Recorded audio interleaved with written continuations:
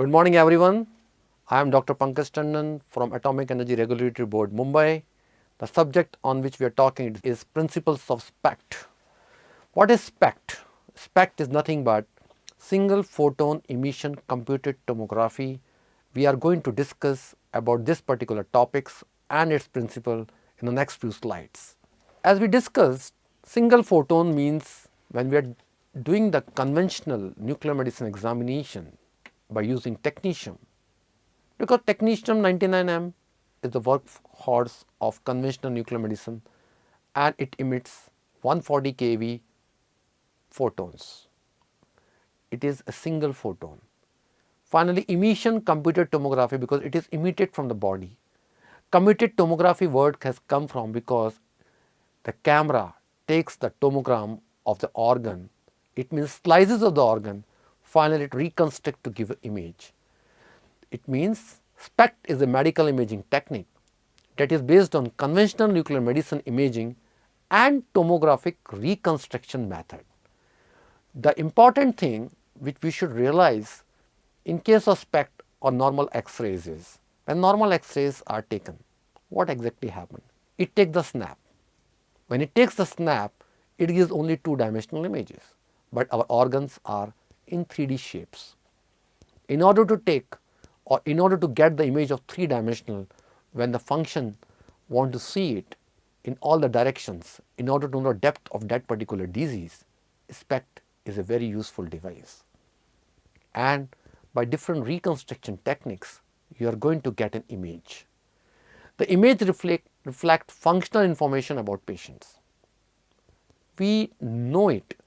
This SPECT is different from X-rays or CTs or MRI.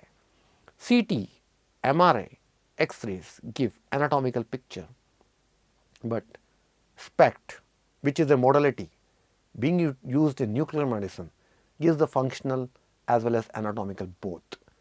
When we know the functional information, doctor can able to formulate the regime how the patient is to be treated.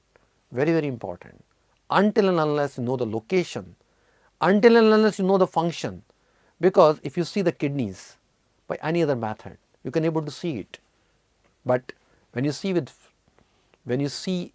the ejection fraction, you can able to find out, okay, this kidney, one right kidney is functioning more better than left kidney, and then accordingly the treatment can be planned. SPECT gives information based on the spatial concentration of injected radiopharmaceutical, in contrast to other medical imaging modalities used for clinical diagnostic purposes. We are emphasizing more and more that this particular gives spatial concentration. It means all different directions. It may so happen, if you see the lung, if you want to scan the lung, you see that one particular point is a hot spot. If you want to see the kidneys, you can find it is functioning 70%. One kidney is functioning 7%, other kidney is functioning 60%. Heart, how the viability of the muscles, that all being done by using nuclear medicine and by using SPECT camera. Now, when we talk about planar images, that is 2D, X-ray or a gamma camera, which was the earlier used modality in comparison with SPECT, which gives a 3D, because the camera is rotating all around the patient, taking the tomograph, by using reconstruction technique, you are creating an image. What are the advantage of tomography images? You take an apple, you cut in different slices, you can able to know which particular slice is having a problem or where that particular slice is having some issues. When you reconstruct back, you get an apple back. It is the same principle being followed in case of tomography images. A basic problem in conventional radionuclide imaging is that the images obtained are 2D projection of 3D source distributions.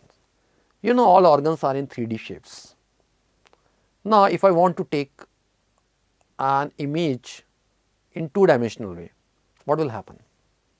You get only image in a XY form, but 3D means in the Z, the particular depth at which the problem is there. That what's the advantage of tomographic images. Images are structured at one depth in the patient, thus are obscured by the superposed image overlying underlying structures. Now what will happen? Let us suppose I keep the camera in front of the body, the patient is lying on the couch and the radiation is being emitted from, or photons are coming out from that particular organ. What does the detector does? Detector takes an image. Like an X-ray, it takes a shot, it takes an image. But what will happen if the disease at certain depth, the radiation or emission which is taking place from that particular organ is being obscured, being attenuated because of some overlying structures, you cannot able to really get the good quality image. And if the quality of the image is not good, doctor cannot able to decide the treatment regime. One solution is to obtain tomography image. That's the reason we thought, okay, why don't we rotate the camera all around the patient at different degrees in different time frames, collect the images, reconstruct it and make a 3D image. Tomography images are capable of providing more accurate quantities of activity at specific location within the body. That is why SPECT is more popular than a gamma camera without SPECT. Tomography images we are talking about, and I already mentioned what does tomos means. Tomo in a Greek word is for cut or section. As I explained in a very simple way, you take an apple, cut in different slices, each slice is one tomogram. Modern computed tomography CT techniques, including positron emission tomography or single photon emission computed tomography and X-ray CT using detector system rotated around the object so that many different angular views can be taken, and finally by using reconstruction technique you can able to get the image in three-dimensional form. What does it mean? It requires a mathematical algorithm. It's not a simple task when you are going to rotate the camera all around it and capture the image, when you are going to do the acquisition of the images. Finally, you have to do what? You have to really process those images. When you are doing the process of the images, you require some kind of algorithms. Finally, mathematical computations. Some techniques are required. Some formulas have to be written. Some programs have to be written. And really, that only makes reconstruction techniques and give the images in a 3D mode. Reconstruction images from multiple projection of the detected emission from radionuclide within the body is known as emission computed tomography. We are not talking about attenuation, we are not talking about transmission, we are talking emission word, because radionuclide or radiopharmaceutical, I should say, when injected or administered in the human body, goes to the particular organ, it emits radiation. You are going to generate tomographic images, and that is why it is called emission computed tomography. What is SPECT? I think by this time I am able to explain you SPECT, but we should know SPECT is a short form of single photon emission computed tomography. As its name suggests, gamma rays are the sources of information rather than X-rays emission in conventional CT scans. CT scans give X-rays, where gamma rays are coming out. Both are having photons, but the origin is different. Why SPECT is required? When we have other modalities available in our country, like X-rays, like CT, MRI, why we need an SPECT? Because SPECT allows us to visualize functional information about patient specific organ or body system. That is why SPECT is required. Otherwise, you can get the examination done by CT or MRI or X-ray, anything. But we are not worried about anatomical picture. We want to know the disease, how the organ is functioning, because some of the disease which has been not been detected by other modalities, SPECT and PET can able to do that. The SPECT is one of the major, most important modality being used in nuclear medicine for the functional purposes, and as well as anatomical also. When we see the theory and instrumentation of SPECT, SPECT is a technology used in nuclear medicine where the patient is injected with radiopharmaceutical which will emit gamma rays. We are talking about SPECT, single photon, it means technetium. Technetium is the workhorse, which means 140 keV gamma rays.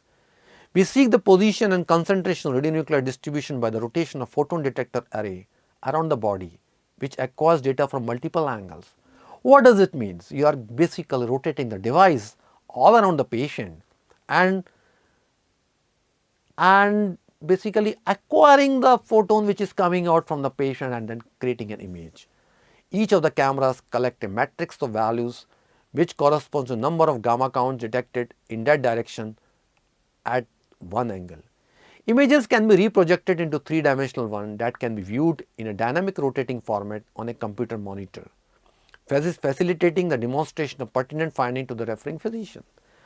It is the most important point that if you can able to detect the disease, or if you can able to get the images, or if you can know the function of the organs at certain depth, physicians have a challenge. They can able to treat you much better way. As started retinal scanner, then came gamma camera. We are talking about retinal scanner, we are talking about gamma camera. Gamma camera is an instrument which utilize many components like camera, collimator, scintillation detectors, photomultiplier tube, positron circuitry, data analysis computer. What does happen? A patient who has been administered radiopharmaceutical is emitting some kind of radiations. What it does? It comes to the collimator. What is the function of collimator? The function of collimator is to see to it that only those radiation which is coming parallel in hole or pinhole collimator or diverging collimator or converging collimator, that only goes to the detector. Detector is nothing but sodium iodide thallium electrode crystal. It impinges on detectors, and what will happen? A light photon comes out. This light photons comes out, and finally it comes from a PM tube where electrons being generated, and because positron circuitry, after the thing we have a computer where the analysis is done and you get a quality image.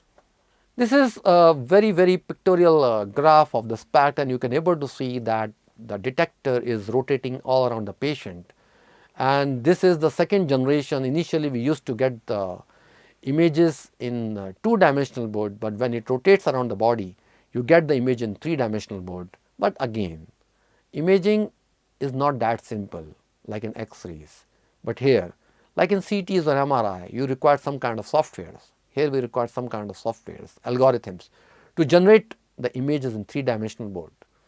But the advantage is that in this kind of thing you are not getting in two-dimensional image, you are getting three-dimensional image, and moreover you are getting the functional information about the organ. Single photon emission computed tomography acquire multiple planar views of the radioactivity in an organ. I am keep on emphasizing this particular point. You are getting the multiple views of the radioactivity. Take an organ, take an image, rotate the camera, take other image, rotate the camera, take other image, in which you are basically rotating the cameras all around the body and taking the image. The sequential planar views acquired during tomographic acquisition are called projection views. What exactly was projection views? The photons are being emitted, it is directly going, hitting the target, that is the detector, detectors, electrons, PM tubes, final circuitry, and getting the image. You are getting one projection view. You have to get the projection view all around it. Once you get the projection all around it, from algorithms you can able to construct the organ in three-dimensional way. The data are then processed mathematically to create cross-sectional views of the organ. SPECT utilizes a single photon emission by gamma emitting radionuclides technetium, gallium, indium, and iodine 123.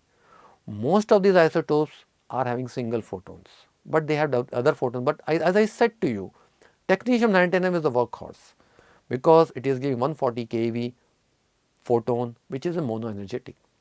This is in contrast to the positron emission tomography, which utilizes pair 511 K2 photons. PET uses the radioisotope which is positron emitter. What does positron does?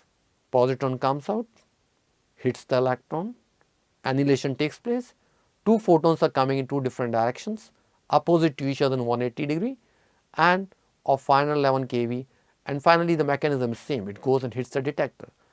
But detector in case of PET is different than SPECT, which we are going to cover up in next presentation about PET.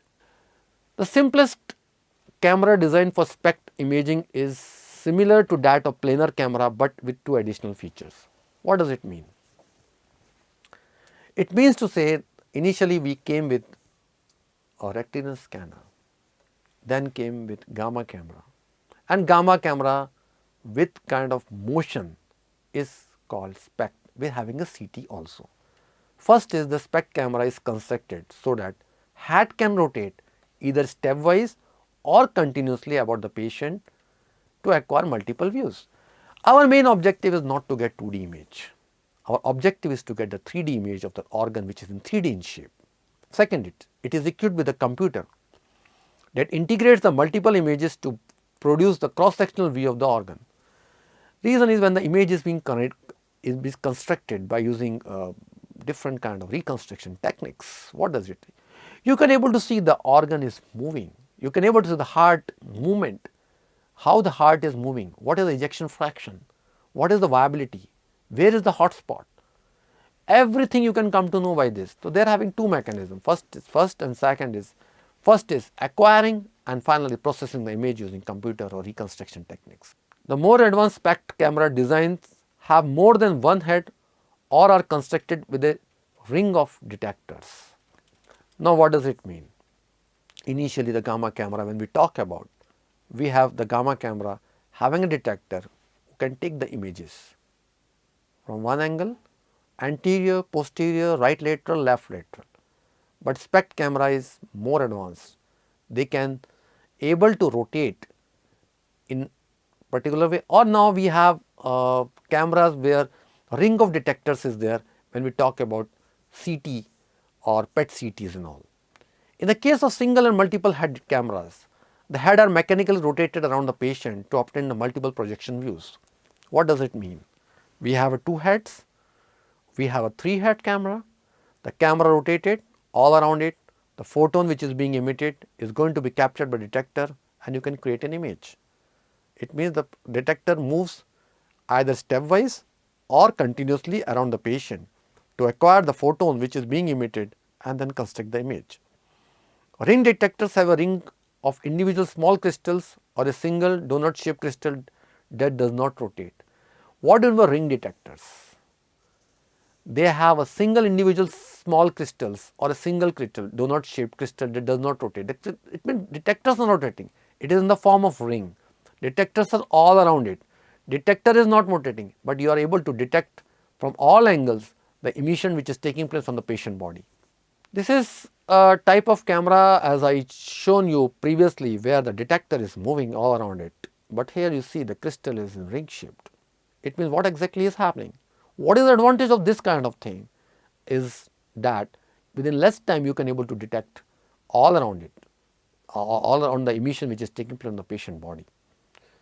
This is a single donut shaped crystal, means you can able to see ring where the crystal is there and the emission which is taken place being detected by the detectors, and finally you can able to get the image all around it. Now comes SPECT, which is a single photon emission computed tomography, angle of rotation. Single headed camera must rotate a full 360 degree to obtain all necessary views of most organs. In contrast, each head of a double headed camera need rotate only half as far 180 degree and a triple head camera only 120 degree to obtain the same views. What does it means whether a single head camera is there or a dual head camera is there or a triple head camera is there, only to acquire the images from different angle. What single head has to do? Single has to move all around the patient in 360 degree and keep on taking the images from all around it. What the dual head does? Mostly most of the cameras which are available in our country is dual head. It has to rotate 180 degree. But if you have triple head, what does it mean? There are 3 heads are there. It has to rotate only 120 degree to cover the 360 degree. The cost of additional head must be balanced against the benefit of increased speed of acquisition. Really what exactly happen if you have a single head, you can able to get the image, but you have to keep rotating the cameras all around the patient. You miss some kind of information, which is the advantage you can have in dual head camera. Dual head camera has to rotate 180 degree, triple head 120 degree. It does not mean that 120 degree camera is going to be much more advantage than dual head camera. So, always to have a dual head camera, because triple head camera though the angle of rotation is 120 degree each, but it is not going to have much advantage over the dual head camera. So that's why it has been clearly mentioned that in order to have an additional head, we must balance what benefits really we are going to have in case of occlusion is concerned. Now this is a triple head camera. As I showed you a dual head camera in the previous presentation, I showed you a single gantry also, donut typed. Angular rotation you see, each detector has to rotate 120 degree to complete the 360 degree rotation. This is again a SPECT. Arc acquisition, what does it mean? Basically our job, our objective is to get the images all around it.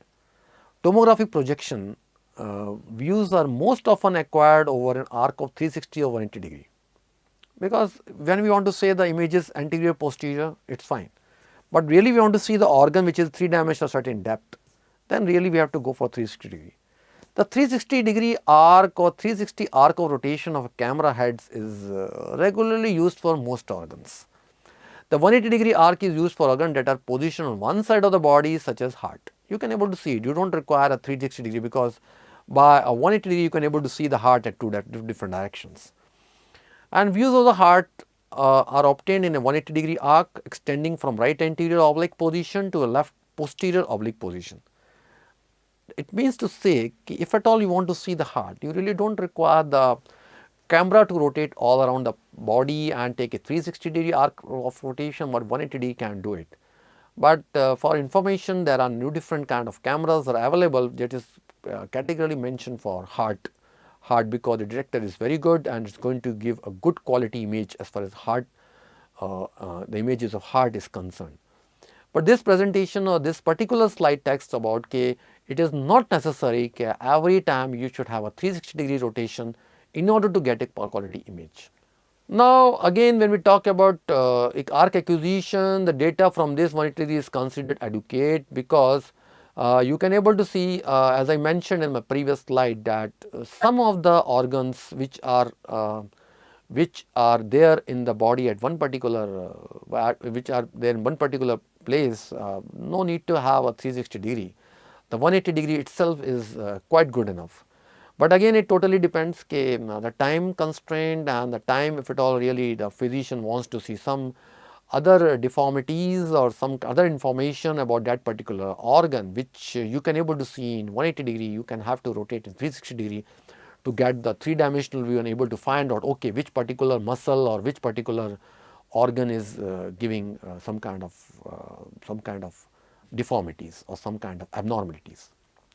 Now comes to single photon emission computed tomography. Again, the number of projection tomography image, as we were talking about 360 degree, 180 degree, the slices now, because detector is moving all around it, and now we have detectors or CT which are 64 slices or 128 slices, and similarly 32 slices.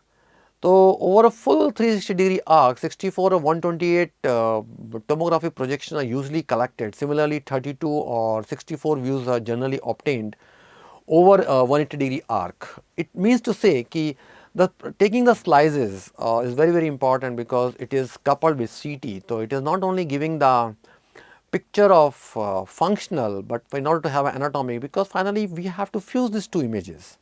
And SPECT CT, when we talk about the CT part, when it comes, single photon emission computed tomography is basically making the image, you can say the functional images. But in order to know the real depth of the disease, you require a CT part to be included. That's why called hybrid SPECT CT. And in such case, what exactly happens? The anatomy and the function images are to be fused to get a good quality image, and so that physician can able to decide, okay, which is the location where the disease is there. So hybrid technology nowadays are playing very important role.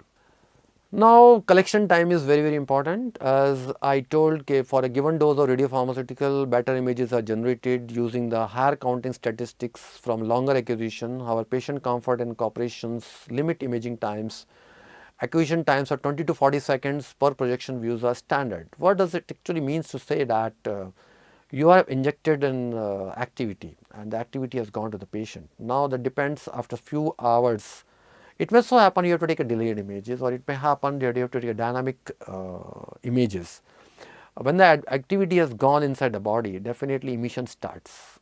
But we have to see to it that when the activity is in the blood pool and when it is going to the organ of the choice. So the acquisition time is also very, very important, but we have to see the patient comfort also. Okay, when the patient is on the couch, okay, how we can make him comfortable. That is again the two important aspect has to be seen to it. Sometimes the protocol says that okay, that the patient has to be there for this much of time, for this much of activities to be administered. But again, acquisition and activity depends on many factors, like a patient who is a child patient, pediatric patient, or who is a bulky patient, in such kind of how much activities to be administered. And when you're doing, when you're taking the scan, you feel that sometimes acquisition time is less or acquisition time is more, because for construction of the images, you require some kind of counts. What is counts? Counts is nothing but a number of photons which is being emitted. And until unless you get that much of counts, the activity, or you can say the image is not going to be good quality image.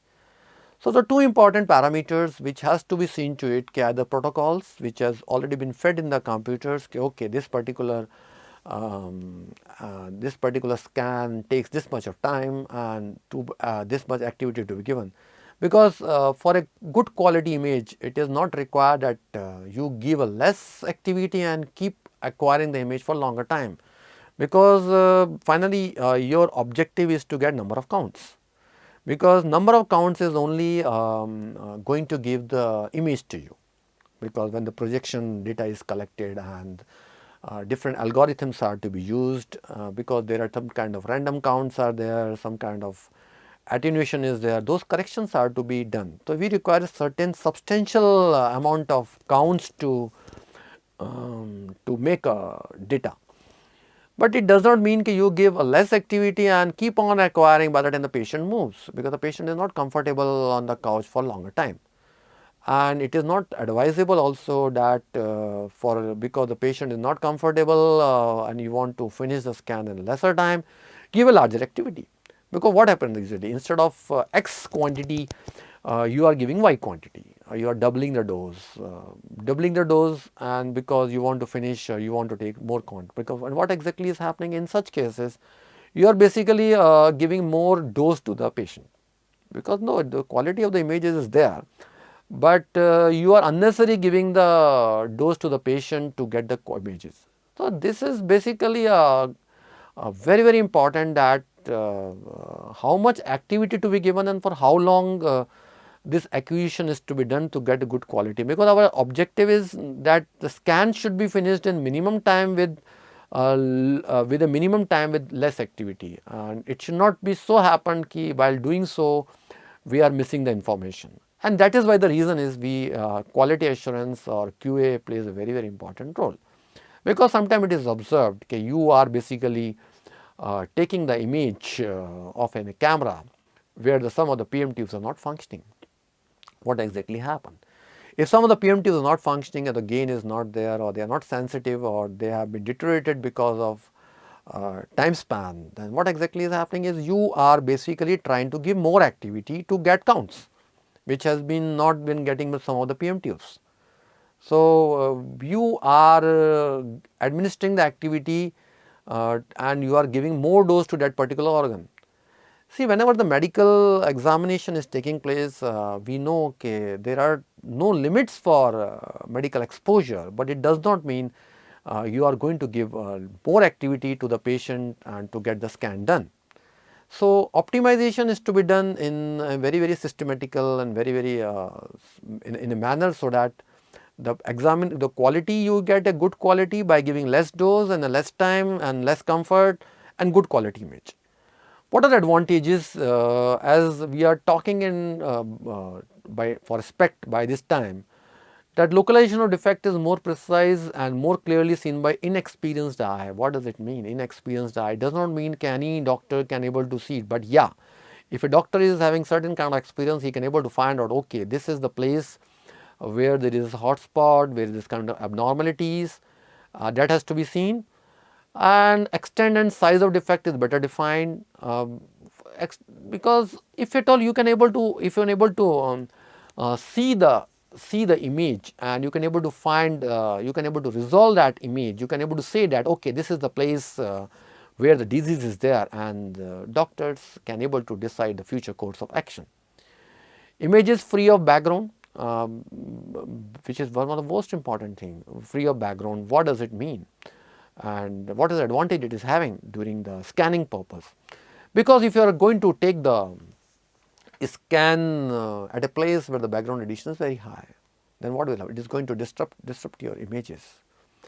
Similarly, if any already contamination has taken place at some point, whether it is on detector, whether it is on the couch, and when you are taking the image, you find some kind of, some kind of hotspot over there, and you say that the patient is having some problem. The disease is the patient, but no, it is not like that. It is disease with the, it is the contamination problem. It is the problem in the couch or maybe some detector. So we have to really see to it what are the advantages over there, but we have to look into it, what are the disadvantages it can have because of contamination problems, or because of some kind of QA problems, which is one of the most important thing we have to see to it. Now we know how the SPECT functions, and there are a few examples we can see where the imaging is being done, like heart imaging. If you want to see the functioning of the heart, like viability studies or myocardial infarct is there, how much heart is functioning. There are rest studies and stress studies being done on how much your heart can take the load. So it is one of the major application in case of heart imaging. Similarly, brain imaging, when we talk about, if some of the brain part is not functioning properly, and either you get to go for MRI, but MRI gives some kind of image to you, no doubt about it. But if you really want to see what exactly is the problem which you cannot able to detect from the MRI, then I think SPECT is referred, because at that time the radiopharmaceutical being used to go to the brain, and from there you can able to find out which part is having a problem, or whether some tumor is there which required surgeries and all those things. Because SPECT, as I told you, MRI gives the image to you in an anatomical way. But you want to know the function, and function is able to find out from nuclear medicine, and SPECT is one of the good modality to do that. Whole body imaging. It may so happen some part of your body, like bones and all those things, we don't know, because you have done the bone scan done, and you find out some kind of BMDs and all those things by other kind of modalities. There is some kind of density changes. But if you really want to see it, which particular part of the you can say in the whole body the problem is there in the bones and all those things, that particular SPECT plays a very, very important role. Now comes to the tumor detection. As I referred, nowadays tumor detection is very, very important thing. Suppose in oncology, the patient has been diagnosed with a cancer, a tumor, in very early stages, and which is possible in case of by SPECT only, because MRI could not able to find. MRI found that there is a problem, but really SPECT you can able to the function, you can able to find the depth, location, and by using SPECT CTs, and you can able to really find a good quality image. Then when the tumor is detected, and either the surgery is done, or chemotherapy is given, or radiation is given, then you really wants to see how the progression takes place, whether tumor which has been detected has been treated, or some kind of further examinations, further treatment is required. So SPECT plays a very, very important role. Bone scans, because sometimes you have problem in the bones and all those things, and you are feeling tired, you are taking the medicines, but there are certain reasons that the bone deformities are there, or some kind of you can say mets are there in the bones, because it has been seen that when the tumor has been detected at one particular location, you find mets in certain other places like spine, like other bones and all those things. So their SPECT plays a very, very important role to see to it after treatment, or before the treatment, or during bone scans, if any problem is there or not. In summary, we should say that SPECT, single photon emission computed tomography, being a nuclear medicine imaging modality, It has all the advantages and disadvantages of nuclear medicine and can be highly beneficial or dangerous on the application. So is SPECT. Why even say disadvantages? When we talk about radioactivity, if you're not using properly, if some kind of misadministration is taking place, but it's more very advantageous. In spite of this, today, nearly all cardiac patient receives planar ECT or SPECT as part of the workup to detect and stage coronary artery disease. No doubt, the gold standard as far as heart is concerned is angiography. The cardiologists feel that angiography is a gold standard to find out the functioning of the heart. But if you really see nuclear medicine, where without non-invasive you can able to find without putting the catheter and all those things, you can just give thallium or technetium 99M, maybe or Mahaview, you can able to find a heart is functioning and then you can able to treat it. So if you see that nuclear medicine, SPECT is playing a very important role as far as functioning and anatomical images are concerned. And in today's world, I think nuclear medicine is one of the very important modalities, and without invasive procedure, non-invasively you can able to detect the disease at an early stage and you can able to treat it. So SPECT is one of the most important thing. With this, thank you very much.